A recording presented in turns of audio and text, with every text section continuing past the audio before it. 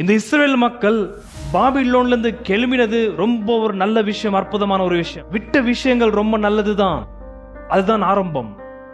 அதற்கு பேர் தான் வேதாந்தத்தை சொல்லப்பட்ட வார்த்தை ரிப்பென்டன்ஸ் அல்லது மனம் திரும்புங்கள். நாம் போகிற திசைதான் எதை விட்டு நாம் திரும்பணுமோ, எந்த வாழ்க்கையை விட்டு நாம் மனம் திரும்பணுமோ அதற்கான அர்த்தத்தை அருளுகிறது. தேவன் பேசும் பொழுது நாம் ரொம்ப ஜாக்கிரதையாக கவனிக்க வேண்டும். சபையிலே கர்த்தர் பேசுற கர்த்தருடைய ஜீவ வார்த்தையின் துவனி மாத்திரம் தேவையில்லை என்று நீங்கள் நான் எப்போ நினைக்கிறோமோ, நியாய தீர்ப்பு நாட்கள் தொடங்கும் என்பதற்கான அர்த்தம் அது. நல்ல வேலை இல்லாத, நல்ல சம்பாத்தியம் இல்லாத, ஜனங்களால் மதிக்கப்படாத ஒரு காலகட்டத்தில் இருக்கும்போது கர்த்தர் என் கூட இருக்கிறாரா இல்லையா என்பதனை கேள்வி உங்களுக்கு எனக்கு எழும்பும். நீங்கள் நானும் எவ்வளோ ஒரு மோசமான கட்டத்தில் இருந்தாலும் தேவன் உங்களோடு கூட இருக்கிறார் என்பதை புரிந்து கொள்ளுங்கள். அப்போ ஏன் நான் எப்படி இருக்கிறேன்? கர்த்தர் தம்மை மகிமைப்படுத்தும் காலம் வரும் பொழுது நம்முடைய வாழ்க்கையும் வெளிச்சம் உள்ளதாய் மாறும். We want the gift desperately, but we don't want the gift giver. கர்த்தரோட மலையை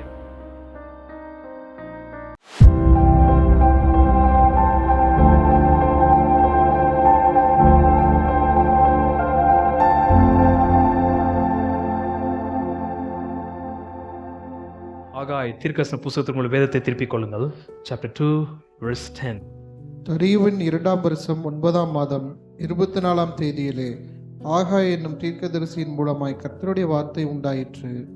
அவர் Returning from the place is actually very good start, but returning to is the most important and give the reason why we return from particular place. எந்த இடத்திலிருந்து நாம் கிளம்புனோமோ அது ஒரு நல்ல ஆரம்பம் தான்.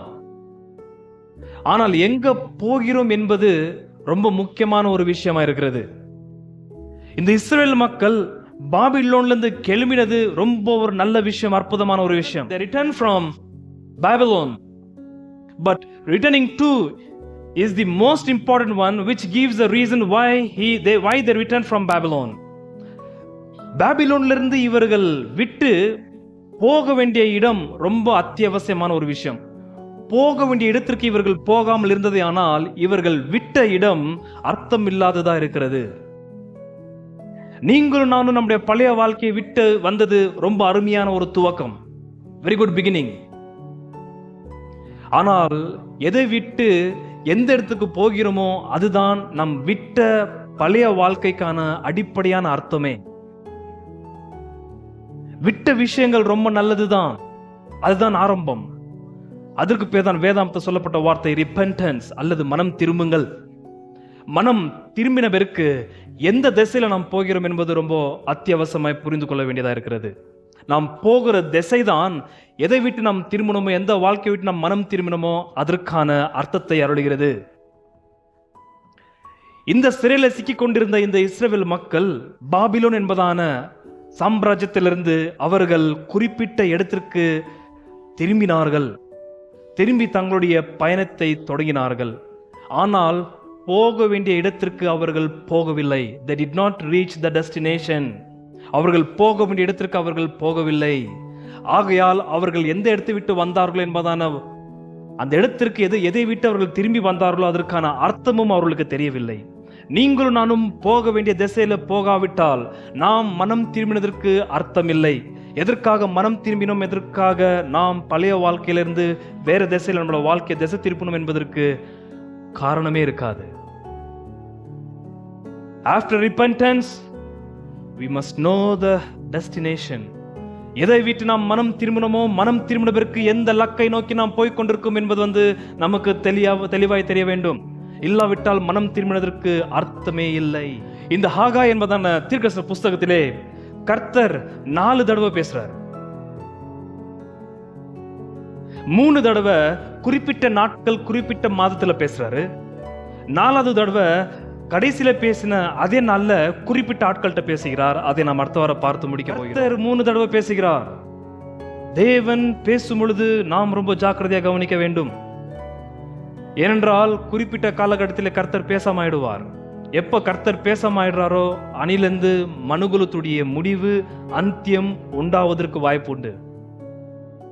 கர்த்தர் எப்ப சைலண்ட் ஆகிறாரோ அது மனுகுலத்திற்கு ரொம்ப ஆபத்தான ஒரு விஷயம். கர்த்தர் எப்ப பேசுகிறாரோ மனுகுலத்திற்கு ஆசீர்வாதம் உள்ள நாட்கள் அது. தேவன் பேசாமல் இருந்தால் நலமா இருக்கும் என்று எந்த காரணத்தை கொண்ட விசுவாசிகள் திருசபை நினைக்க கூடாது. உலகத்தார் நினைக்கலாம். ஆனா திருசபையிலே கர்த்தர் பேசுற கர்த்தருடைய ஜீவ வார்த்தையின் துவனி மாத்திரம் தேவையில்லை என்று நீங்கள் நான் எப்போ நினைக்கிறோமோ, damnation or condemnation begins. நியாய தீர்ப்பின் நாட்கள் தொடங்கும் என்பதற்கான அர்த்தம் அது. கர்த்தர் நோவாவுடைய கப்பல் எப்போ மூடினாரோ அதுக்கப்புறம் ஜனங்களுடைய சத்தத்தை கர்த்தர் கேட்கவில்லை. ஏனென்றால் கர்த்தர் பேசின நாட்கள் முடிந்தது. இங்கே கர்த்தர் 3 தடவை பேசுகிறார். கர்த்தர் 3வது விசை பேசும் பொழுதுதான் ஜனங்களுக்கு விழிப்புணர்வு உண்டாகிறது.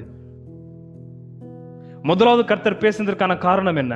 Chapter 1, just for recapping. Chapter 1, 1ஆம் அதிகாரம், வாசம் 2, 3, 4 வாசியுங்கள்.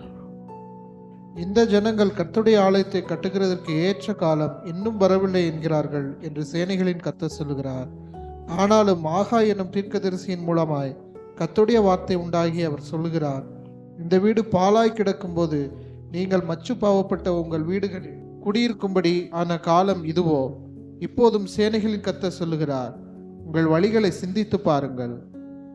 எதற்காக நீங்கள் பாபிலோனிலிருந்து வந்தீர்கள்? எதற்காக அங்கிருந்து திரும்பி வந்தீர்கள்? என்னுடைய ஆலயத்தை கட்டும்படியாக. ஆனால் அவர்கள் கர்த்தருடைய ஆலயத்தை கட்டாமல் அவர்கள் வந்தவருக்கு எஸ்ரா புஸ்தகத்தில் உண்டான பிரச்சனை நிமித்தமாக தங்களுடைய இடிக்கப்பட்ட வீடுகளை கட்டுவதற்கு துவக்கினார்கள். அதெல்லாம் சொல்லி முடித்திருக்கிறேன். அப்படி முதலாவது அவர்கள் தேவாலயத்தின் வேலையை அவர்கள் தொடங்கவில்லை. ஆகையால் கர்த்தர் முதல் முறை பேச வேண்டியதாயிடுச்சு. அப்படி அந்த ஒரு சத்தியத்தை கேட்ட உடனே ஜனங்கள் உற்சாகமடைந்து அவர்கள் கர்த்தருடைய வேலையை தொடங்கினார்கள். அவர்கள் வேலையை தொடங்கி ஒரு 20, 22, 23 நாள் ஆன உடனே அவர்கள் ரொம்ப சோர்வடைந்தார்கள். காரணம் என்னவென்றால் 2ஆம் அதிகாரம் 1, Chapter 2, verse 1.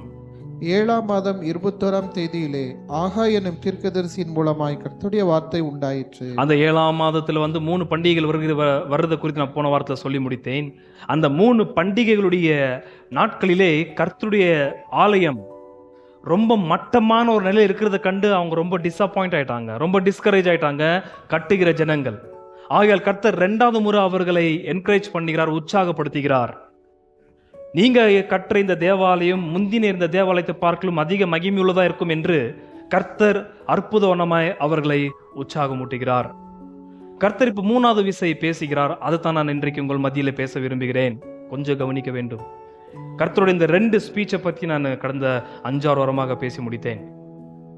இன்றைக்கு கர்த்தர் 3வது தடவை ஜனங்கள்கிட்ட கர்த்தர் பேசுகிறார். கர்த்தருடைய 3வது ஸ்பீச் நான் வாசித்து அதற்குள்ளாக போவதற்கு முந்தி ஒரு விஷயத்தை உங்களை ஞாபகப்படுத்த விரும்புகிறேன்.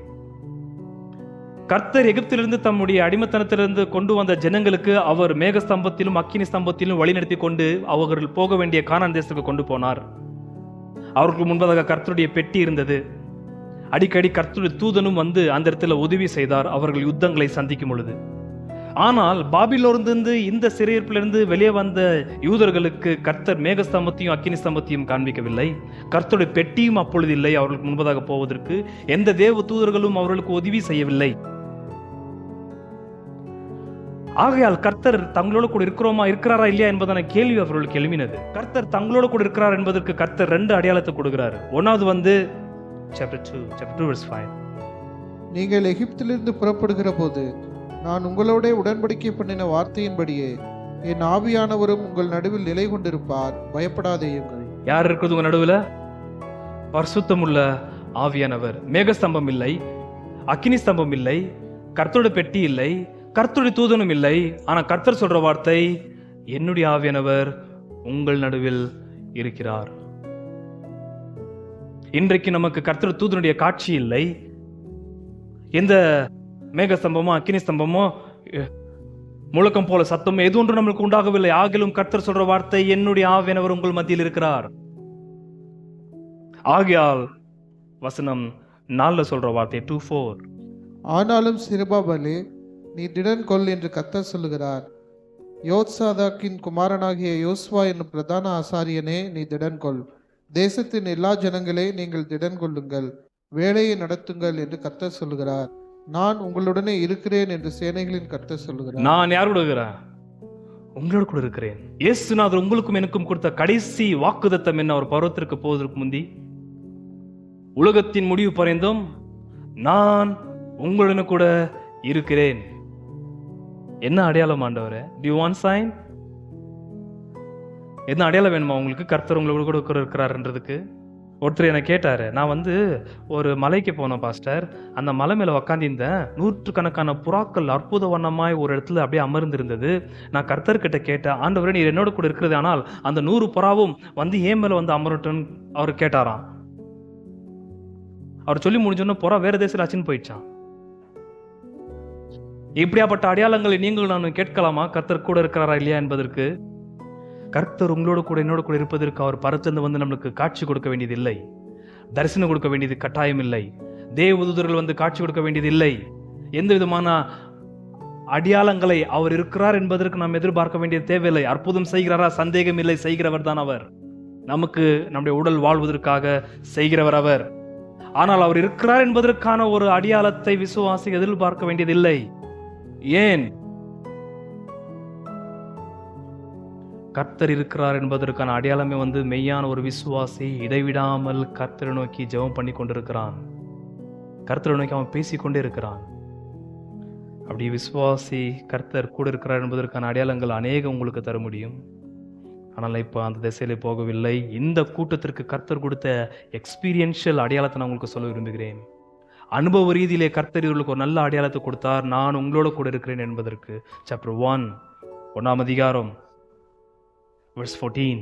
பின்பு கர்த்தர் செயல்தியேலின் குமாரனாகிய செருபாபேல் என்னும் யூதாவின் தலைவனுடைய ஆவியையும் யோத்சதாக்கின் குமாரனாகிய யோசுவா என்னும் பிரதான ஆசாரியனுடைய ஆவியையும் ஜனத்தில் மீதியான எல்லாருடைய ஆவியும் எழுப்பினார். அவர்கள் தங்கள் தேவனாகிய சேனைகளுடைய கர்த்தரின் ஆலயத்திலே வேலை செய்தார்கள். கர்த்தர் அவர்களுடைய ஆவியை எழுப்பினார், ஏவினார். என்ன ஆயிருந்திருக்கும் அவர்களுடைய ஆவியை கர்த்தர் எழுப்பும் பொழுது? உள்ளத்தில் அவருடைய ஆவி எழும்பப்பட்டவுடன், அவர்களுடைய ஆவிக்கு வெளிச்சம் உண்டானவுடன், அவர்கள் தூக்கு தந்தி எழும்பினது போல ஒரு உணர்ச்சி உண்டானவுடன் அவர்கள் கர்த்தருடைய மெய்யான வேலையில ஈடுபட்டார்கள். எதற்காக பாபிலோனை விட்டோம், எங்க போய் கொண்டிருக்கும் என்பதன ஒரு நல்ல ஒரு வெளிச்சம் அவர்களுக்கு உண்டானது. ஆனால் 2ஆம் அதிகாரம் வசனம் 1 ஒரு 2-3 வாரத்துக்குள் அவர்கள் மறுபடியும் சோர்வடைந்தார்கள். ஆகையால் கர்த்தர் மறுபடியும் பேசுகிறார், நீங்கள் நானும் மட்டமான, வசதி இல்லாத, நல்ல வேலை இல்லாத, நல்ல சம்பாத்தியம் இல்லாத, ஜனங்களால மதிக்கப்படாத ஒரு காலகட்டத்தில் இருக்கும் போது கர்த்தர் என் கூட இருக்கிறாரா இல்லையா என்பதனை கேள்வி உங்களுக்கு எனக்கு எழும்பும். என வெளியரங்கமான தோற்றத்தை பார்க்கும் பொழுது கர்த்தர் ஒருத்தனோட கூட இருந்தால் இவ்வளோ ஒரு மட்டமான நிலையில் இருப்போமா என்பதனை கேள்விகள் உங்களுக்கு எழும்பும். வெளிரங்கமான தோரணத்திலே கர்த்தர் இருக்கிறாரா இல்லையா என்பதற்கான பதில் நம்மால கண்டுபிடிக்க முடியாது. கடன் பாரத்தில் இருக்கிற, வியாதியில் இருக்கிற, பலவிதமான அவஸ்தையில் இருக்கிற, அசிங்கத்திலே அவமானத்தில் இருக்கிற இந்த சூழ்நிலையில் கர்த்தர் என்னோட கூட இருக்கிறார். அதே பிரச்சனை தான் அவங்களுக்கு. இவ்வளவு மோசமான, ரொம்ப டிஸ்ஃபிகர்டா இருக்கிற இந்த ஒரு தேவாலயத்தில் கர்த்தர் இருப்பாரா? கர்த்தர் சொன்ன வார்த்தை, நீ வேலை செய், நான் என்னை மகிமைப்படுத்துகிற காலகட்டத்திலே மகிமைப்படுத்துவேன். நீங்கள் நானும் எவ்வளோ ஒரு மோசமான கட்டத்தில் இருந்தாலும் தேவன் உங்களோட கூட இருக்கிறார் என்பதை புரிந்து கொள்ளுங்கள். அப்ப ஏன் நான் எப்படி இருக்கிறேன்? கர்த்தர் தம்மை மகிமைப்படுத்தும் காலம் வரும் பொழுது நம்முடைய வாழ்க்கையும் வெளிச்சம் உள்ளதாய் மாறும். அது கொஞ்சம் டைம் பிடிக்கலாம். இந்த ஒரு நல்ல அனுபவத்தை கர்த்தர் அவர்களுக்கு கொடுத்தாரு. அந்த அனுபவத்தை அவர்கள் அப்படியே பர்சீவ் பண்ணாமல், தொடர்ந்து போகாமல் நிறுத்திட்டாங்க. எப்படி நிருபம் 6ஆம் அதிகாரத்தில் வாசிக்கும் பொழுது உங்களுக்கு கர்த்தர் பரலோக ராஜ்யத்தின் முன்ருசி கொடுத்தார் என்று தெளிவாய் சொல்லியிருப்பார். அப்படி முன்ருசி கொடுத்தும் முன்ருசி பார்த்த அவர்கள் கர்த்தர் ராஜ்யத்தை சுதந்திரித்துக் கொள்வதற்கு அதை நோக்கி பர்சீவ் பண்ணாமல், தொடர்ந்து போகாமல் வேற திசையில போனார்கள். ஆகையால் no more the gift of repentance will be given to those people who பின்வாங்கி போனவர்களுக்கு மறுபடியும் மனம் திரும்புதலுக்கான ஈவு கொடுக்க மாட்டார் கர்த்தர். இவளுக்கு கர்த்தர் நல்ல அனுபவம் கொடுத்தாரு, என்னுடைய பிரசன்ஸ் இருக்குதுன்றதுக்கு. ஒட்டுமொத்த ஹெவன்லி ஃபோர்டேஸ்ட் தே ஹேட். ஆனால் அவர்கள் அந்த பரலோக ராஜ்யத்துடைய முன்ருசியை பார்த்து அப்போ உற்சாகம் அடைந்து மறுபடியும் அதை தொடர்ந்து பிடிக்காமல் திசை மாறி போனார்கள்.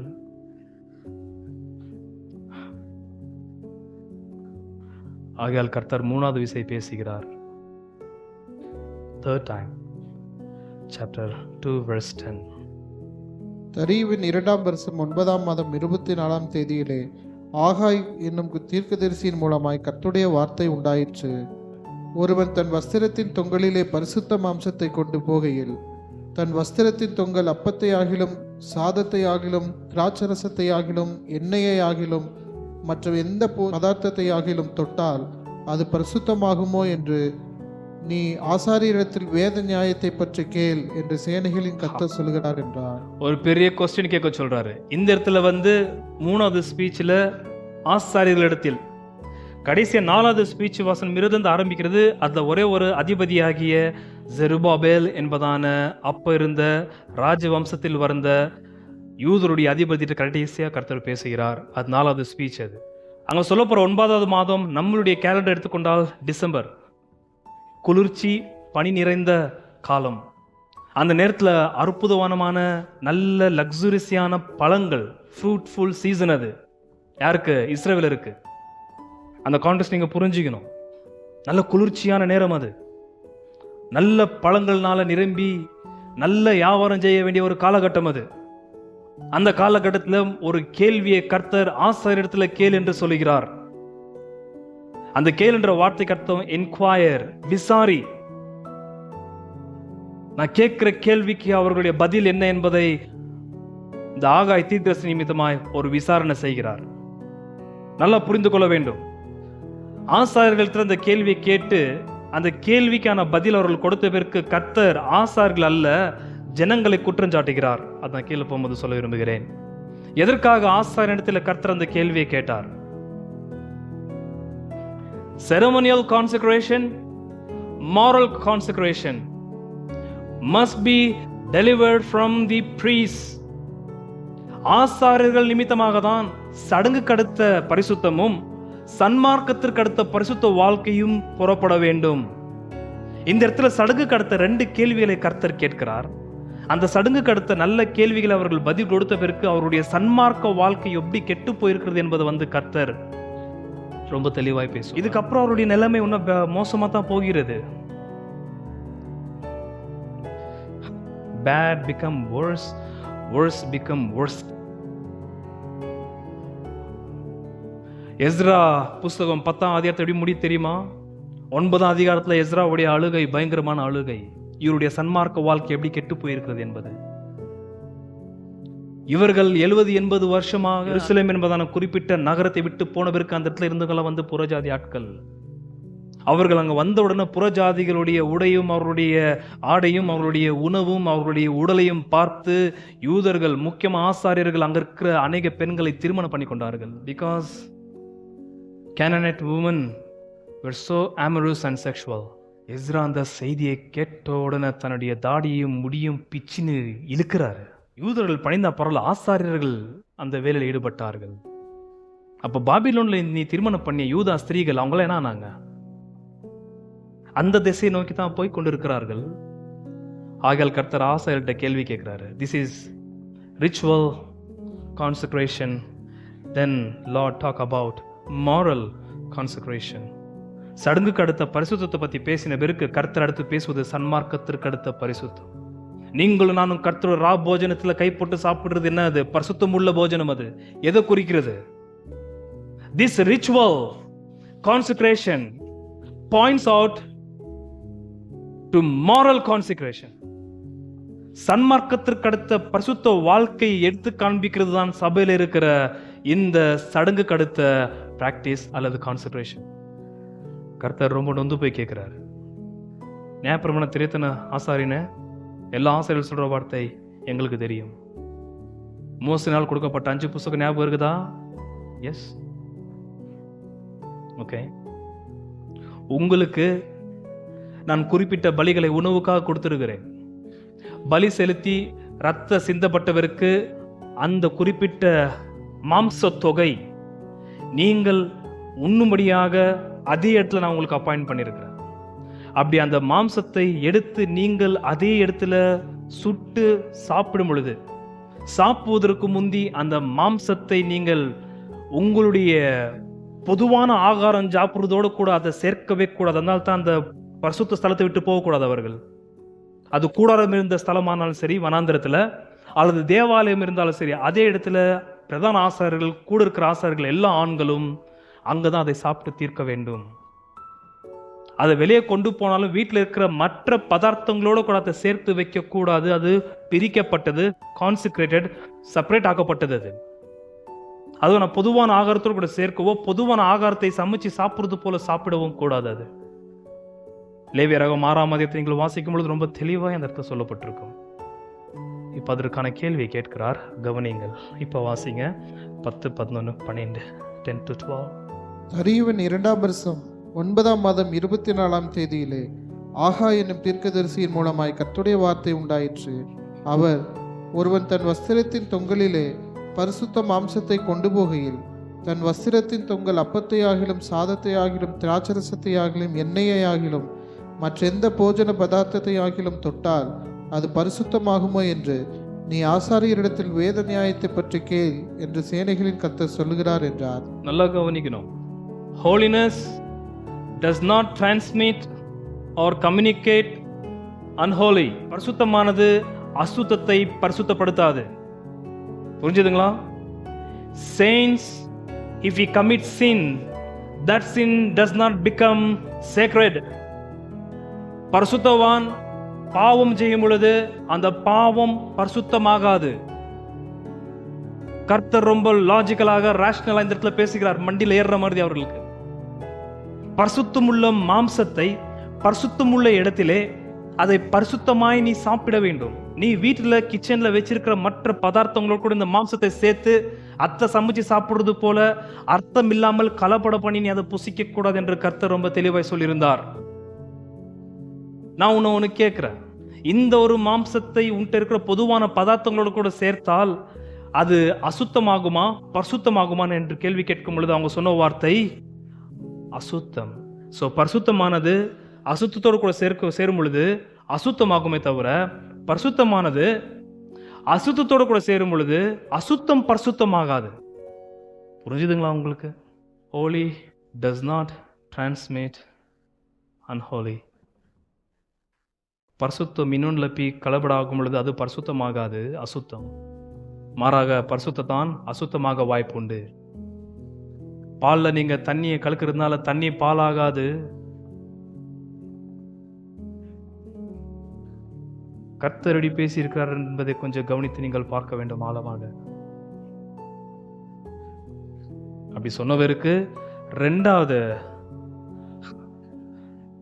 டிரான்ஸ்மிட்டை பத்தி பேசுகிறார். கீழே போங்க, 2வது உதாரணம் கேட்கிறாரு. பிணத்தால் தீட்டுப்பட்டவன் அவைகளில் எதையாகிலும் தொட்டால் அது தீட்டுப்படுமோ என்று ஆகாய் பின்னும் கேட்டான். அதற்கு ஆசாரியர்கள் பிரதியுத்தரமாக தீட்டுப்படும் என்றார்கள். இங்க நல்லா கவனிக்கணும். தீட்டு இன்ஃப்ளூயன்ஸ் பண்ணலாம். பாவமான காரியம் தான் அசுத்தத்தை பாவமாக்குமே தவிர பரிசுத்தம் பாவத்தை பரிசுத்தமாக்காது. கர்த்தர் எப்படி தெளிவாய் பேசி கொண்டிருக்கிறார் என்பதை கொஞ்சம் கவனிச்சு பாருங்க.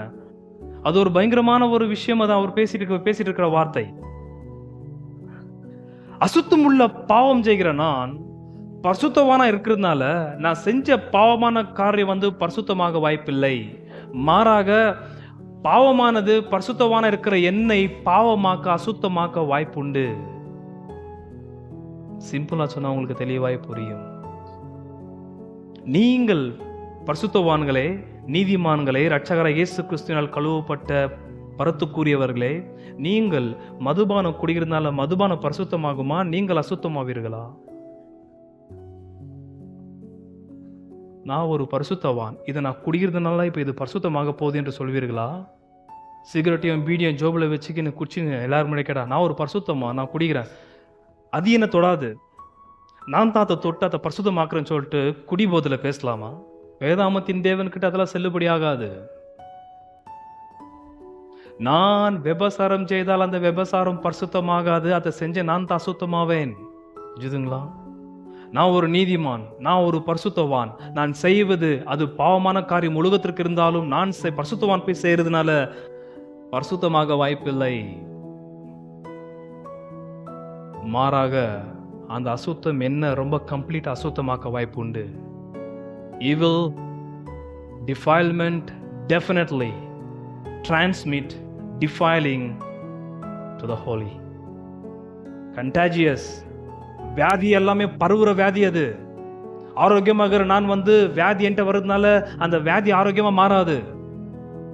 நல்லாகிற என்ன நோயால ஆக்கி விட்டுரும். அது கண்டாஜியஸ். அது அதே தான் கர்த்தர் பாவத்தை பத்தி பேசிட்டு இருக்கிறாரு. பாவத்துல ஈடுபடுகிற ஒரு பரிசுத்தமுள்ள விசுவாசி அவன் செய்யற பாவம் பரிசுத்தமாகாது, இவன் பரிசுத்தமான இருக்கிறதுனால மாறாக பரிசுத்தமுள்ள அந்த விசுவாசி பாவம் செய்யறதுனால அசுத்தனமாக வாய்ப்புண்டு. கர்த்தர் கேட்கிற கேள்வி, எதுக்காக நீ பாபிலோன்ல வந்த? Why have you returned from Babylon? நீ பண்ண பாவத்துடைய விளைவுகள் என்ன தெரியுமான்னு கர்த்தர் ரீசன் தராரு, கவனிங்க. நீங்கள் நானும் பண்ற பாவத்திற்கு அடுத்த நல்ல ரிசல்ட் கண்டிப்பா வரும் பின்னாடி. ஒன்னில நினைச்சுக்காதீங்க, நான் செஞ்ச பாவம் அது பரிசுத்தமா இருந்தாக்கா அது பரிசுத்தம் உள்ள கனி உங்களுக்கு கிடைக்கும். செஞ்சிருந்து பாவமாயி உன்ன பாவமாக்கினதே ஆனால் அந்த பாவம் பயங்கரமான விளைவுகள் உங்களுக்கு எனக்கு நிச்சயமாய் கொண்டு வரும். அவர் ஒரு ஊழியக்காரர், அவர் என்ன பண்ணாலும் அவருக்கு ஆகாது, அந்த மாதிரி முட்டாள்தனமா நம்ப வேண்டாம். ஒரு விசுவாசி என்ன பண்ணாலும் உனக்கு எதோ தொடாதுன்னு நினைக்க வேண்டாம். இல்லை, பாவத்தை தொட்டால் அந்த விசுவாசி பாவம் ஆவான். கர்த்தர் பேசுறாரு. எக்கனாமிக் இப்போ அங்க இருந்த பொருளாதாரத்தை பத்தி பேசுறாரு, கொஞ்சம் கவனியுங்கள். அப்பொழுது ஆகாய், அப்படியே இந்த ஜனங்களும் இந்த ஜாதியாரும் என் சமூகத்தில் இருக்கிறார்கள் என்று கர்த்தர் சொல்கிறார். எப்படி இருக்கிறாங்க? எதை பத்தி கர்த்தர் பேசினாரு? Ritual consecration. இப்ப கர்த்தர் எதை பத்தி பேசுறாரு? Moral consecration. சன்மார்க்கத்திற்கு அடுத்த வாழ்க்கையை பார்க்கும் பொழுது சடங்குக்கு அடுத்தபடியே இவர்கள் இருக்கிறார்கள். இவங்க என்ன சொல்லிருக்கிறாங்க? எருசலேமுக்கு வந்தபடியால், பரிசுத்தமுள்ள நகரத்துக்கு வந்தபடியால், கர்த்தரால் அழைக்கப்பட்ட இந்த பரிசுத்த ஜாதி பரிசுத்தமுள்ள ஸ்தலத்துக்கு வந்தபடியால், அந்த பரிசுத்த ஸ்தலத்தில் இருக்கிற கானானிய ஸ்திரீகள் they are attractive. கானானிய ஸ்திரீகள் சாதாரணமா நினைக்க வேண்டாம். ஏசாவை கவர்ச்சிகரமா, அவன் ஒரு மாட்டெருமை மாதிரி இருந்தாலும் ஏசாவை கவர்ச்சிகரமா இழுத்து இந்த கானானிய ஸ்திரீகள், அந்த கானானிய ஸ்திரீகளுடைய அற்புதமான வடிவை கண்டு அந்த இடத்துல இவர்கள் கண்டாமினேஷன் கலப்பட செய்து கொண்டிருக்கிறார்கள். கர்த்தர் பேசிட்டு இருக்கிறாரு. இவன் நினைச்சிட்டு இருக்கிறான், நான் ஒரு யூதன், நான் ஒரு பரிசுத்தவான், நான் பரிசுத்தமுள்ள நகரத்துக்கிட்ட வந்துக்கிறேன், அதனால இந்த ஸ்திரீயை திருமணம் பண்ணி இந்த ஸ்திரீயோட உடலுறவு வைக்கிறதுனால அந்த ஸ்திரீ தான் பரிசுத்தமாவாளே தவிர, எனக்கு பிறந்த குழந்தைங்களா பரிசுத்தமாவே தவிர, அவைகள் அவனுடைய பழைய வாழ்க்கையில என்ன எதுவுமே தொடாதுன்னு சொல்லிட்டு இவன் பேசிட்டு இருக்கிறான் முட்டாள்தனமாக. கர்த்தருக்கு அடி என்ன தெரியுமா? அதான் தான் எனக்கு கலாத்தியில கர்த்தர் சொல்ற வார்த்தை, தேவன் தம்மை பரிகாச பண்ண ஓட்டார். God is not mocked. அவனவன் தன் தன் செய்கைக்கு தக்க பலனை கொடுக்கிறவர் வேதாமத்தின் கர்த்தர். இவங்க செஞ்சு இந்த பரிசுத்தமா இருந்தா கர்த்தர் நல்ல பகுமதியம் கொடுத்திருப்பாரு. கொடுத்த பகுமதியை கொஞ்சம் கவனித்து பாருங்கள். 15 onward. இப்போதும் கர்த்தருடைய ஆலயத்தை கட்டும்படி ஒரு கல்லின் மேல் ஒரு கல் வைக்கப்பட்டது முதல் நடந்ததை உங்கள் மனதிலே சிந்தித்து பாருங்கள். எப்போ? 537 அஸ்திபாரம் போட்டாங்க. அப்புறம் 519ல கல்லு போட்டு கட்டினாங்க. கர்த்தர் அங்கிருந்து லிஸ்ட் எடுக்கிறாரு. இப்போ ஒரு 2-3 மந்த் இதனா சீசன், இது ஃப்ரூட்ஃபுல் சீசன், இது 9ஆம் மாதம், குளிர்ச்சியான காலம், ஆப்பிளும் பொமகிரானட்டும் நல்லா வளர வேண்டிய காலகட்டம் இது. ஏறுமதி இறக்குமதி செய்கிற காலம் இது. பெரிய பெரிய வியாபாரிகள் வந்து கதவு கிட்ட காத்துட்டு இருக்கிறாங்க.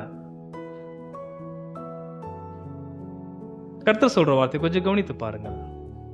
அந்த நாட்கள் முதல் ஒருவன் 20 மரக்காலால் கண்ட அம்பாரத்தினிடத்தில் வந்தபோது 10 மரக்கால் மாத்திரம் இருந்தது. ஒருவன் ஆலையின் தொட்டியில் 50 குடம் உள்ள ஆலையின் இடத்தில் வந்தபோது 20 குடம் மாத்திரம் இருந்தது. நல்லா கவனிக்கணும். இப்போ ஹார்வெஸ்ட் டைம், இது அறுப்பின் காலகட்டம். 3-4 மாசம் வேலை செஞ்சு ஞாபகம் இருக்குதா? அந்த 3-4 மாதத்துடைய வேலையில இப்போ நீ அறுவடை செய்ய வந்திருக்கிற. உன்னுடைய எதிர்பார்ப்பு என்ன? அக்ரிகல்ச்சருடைய பிரமாணத்தின்படி பார்க்கும் பொழுது உனக்கு 20% வந்திருக்கணும். வந்திருக்குது 10%. 16 வாசிங்க. அந்த நாட்கள் முதல் ஒருவன் 20 மரக்காலால் கண்ட அம்பாரத்தினிடத்தில் வந்தபோது 10 மரக்கால் மாத்திரம் இருந்தது. 10 லாஸ். 10% உன் எதிர்பார்த்தது என்ன? 20% வந்தா தான் உந்து நீ பண்ண வேலைக்கு ஏத்த ஒரு நல்ல லாபத்தை பார்க்கலாம். நீ பண்ண பிரயாசத்திற்கு நல்ல பலன் உண்டு. ஆனா வந்தது என்ன? அசல் கூட வரல. ரெண்டாவது, ஒருவன் ஆலையின் தொட்டியிலே 50 குடம் உள்ள ஆலையினிடத்தில் வந்தபோது 20 குடம் மாத்திரம் இருந்தது. 70% லாஸ். ஹோ, எதுக்கு தெரியுமா நம்ம விவசாயிகள்லாம் செத்து போறாங்க? விவசாயம் இல்லாம தற்கொலை பண்ணிக்கிறாங்க. லோன் எடுத்து அவங்க கஷ்டப்பட்டு அந்த ஒரு விவசாயம் செஞ்சு 6 மாதம் 5 மாதம் புழுக்கிட்டு இருந்தோம், மிருகங்கிட்ட இருந்தோம், திருடங்கக்கிட்ட இருந்தோம். அதை காத்து இரவும் பகலும் தன்னோட ஒட்டுமொத்த உழைப்பை போட்டு மழைகளை வந்துச்சுன்னு வைங்களேன், இல்லை மழை வராமல் போச்சுன்னு வைங்க, அந்த விவசாயி ஒரு விவசாயி கொரோனா டைமில் செத்தார். ஞாபகம் இருக்குதா? தர்பூஸ் லாஸ் ஆகி ரைப்பனுக்கு வரல, முழு வளர்ச்சிக்கு வரல, எல்லாம் கெட்டு போச்சு. அந்த விவசாயி சொல்லிட்டு போய் தற்கொலை பண்ணி செத்தார். சரிங்க, உங்களுக்கு கேட்டுங்கிறாரு அவங்கள. 3-4 மாதம் கஷ்டப்பட்டு ஒழிச்ச என் வேலை, நான் சொன்ன வேலையை விட்டிங்க அந்த வேலை பண்ணி தெரியுமா? எவ்வளோ எடுத்த நீ? 10% குறிப்பிட்ட ப்ரொடக்ஷன், இன்னும் குறிப்பிட்ட 70% லாஸு. போட்டுந்தாதிரி வரக்கூடாதா? அசலாதிரி வரக்கூடாது? அசலும் வரலாங்க, நஷ்டம், கடனில் விழுந்துருக்கிறான். காரணம் என்ன சொல்றாரு பாருங்க, பயங்கரமான கருத்து. யாருக்கு காரணம்?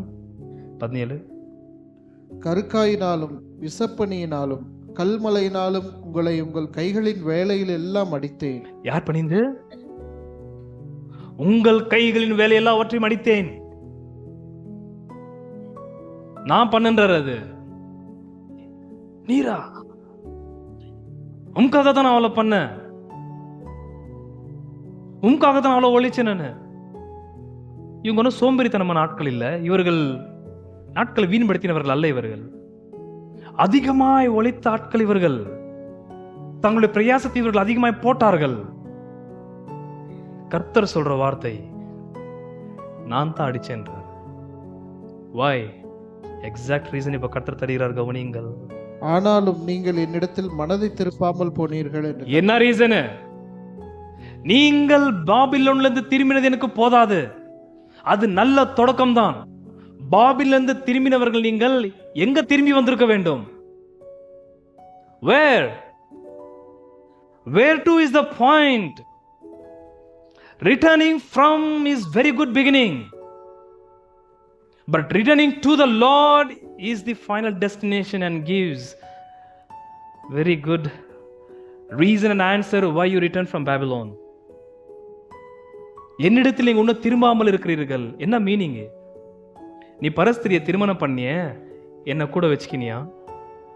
இப்ப வேலை செஞ்சுட்டு இருந்திய, என்ன கூட வச்சுக்கினியா? நான் உங்களை ஒரு நோக்கத்தோடு அங்கிருந்து இங்க கொண்டு வரும் பொழுது, உங்க ஆவியை ஏவ பண்ணும்போது அங்கிருந்து வந்தீங்க, வந்துட்டு உங்க வேலையை ஆரம்பிச்சிட்டீங்க. மறுபடியும் உங்களை ஆவியை எழும்ப பண்ணும் பொழுது, தேவாலயத்தின் வேலையை ஈடுபடும் பொழுது தேவாலய சரியில சோர்ந்து போனீங்க. மறுபடியும் உற்சாகப்படுத்தினேன்.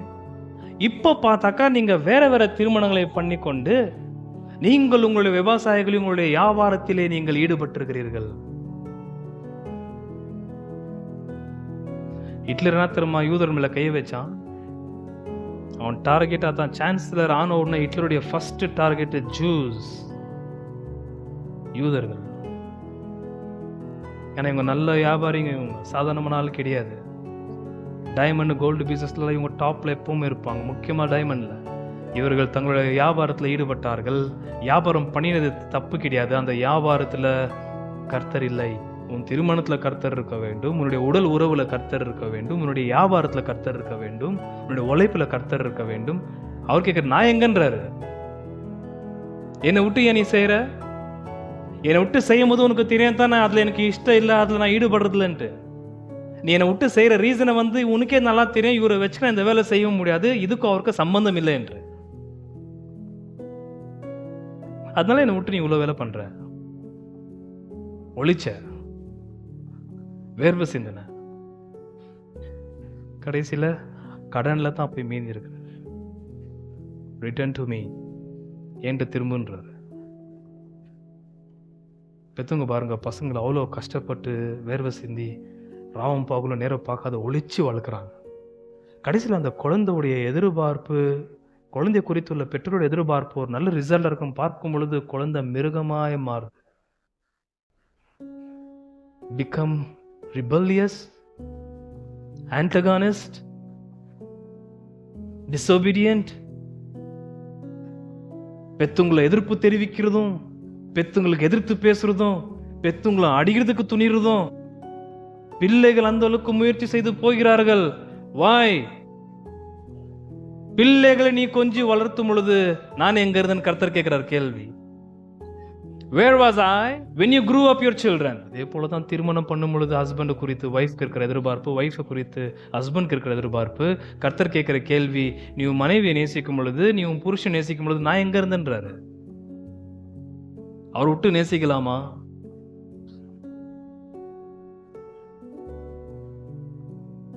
We want the gift desperately, but we don't want the gift giver.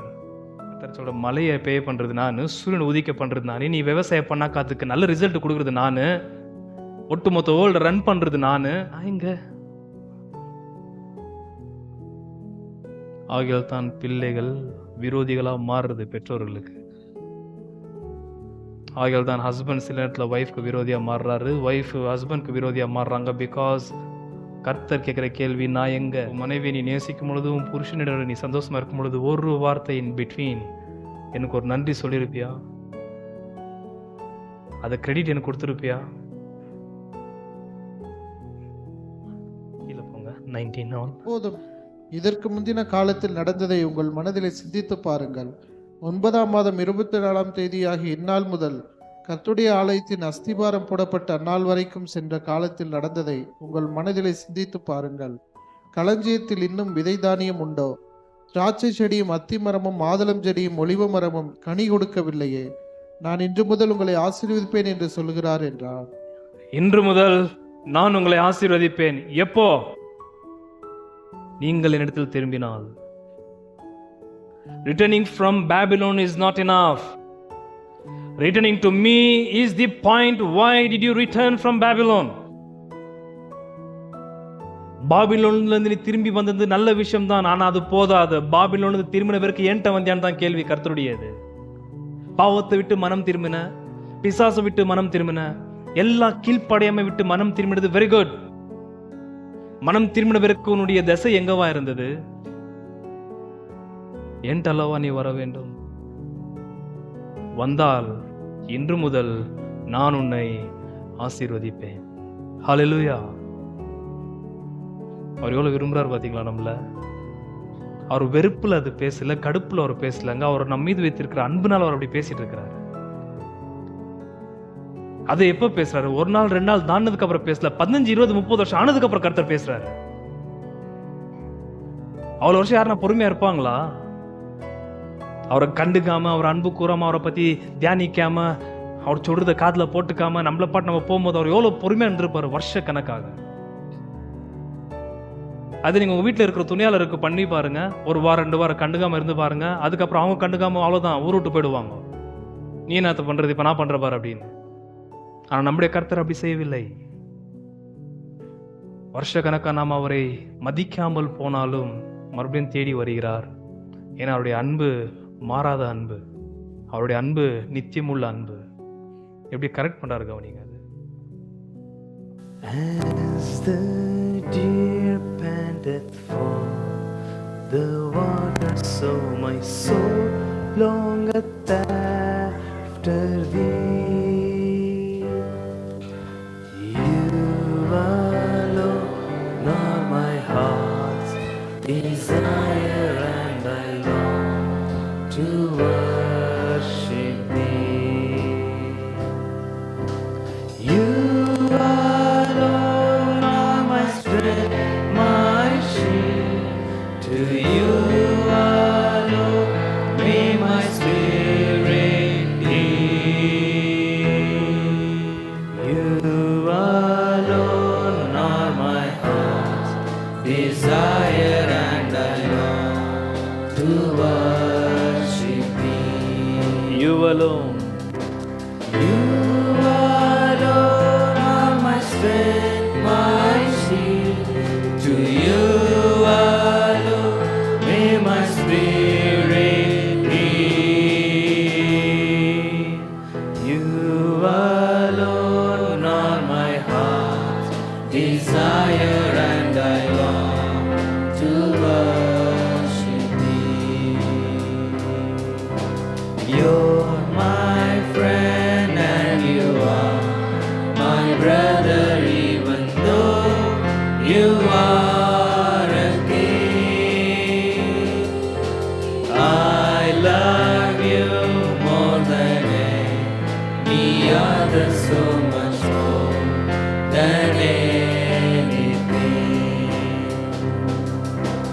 You alone are my strength, my shield. To you alone may my spirit yield. You alone are my heart's desire, and I long to worship Thee. I want You more than gold or silver, only You can satisfy. You alone are the real joy giver and the apple of my eye. You alone are my strength, my shield. To You alone may my spirit yield. You alone are my heart's desire, and I long to worship Thee. You're my friend. You're my friend, and You are my brother, even though You are a king. I love You more than any other, so much more than anything. You alone are my strength, my shield. To You alone may my spirit yield. You alone are my heart's desire, and I long to worship Thee. I want You more than gold or silver, only You can satisfy. You alone are the real joy giver and the apple of my eye. You alone are my strength, my shield. To You alone may my spirit yield. You alone are my heart's desire, and I long to worship Thee. You alone are my strength, my shield. To You alone may my spirit yield. You alone are my heart's desire, and I long to worship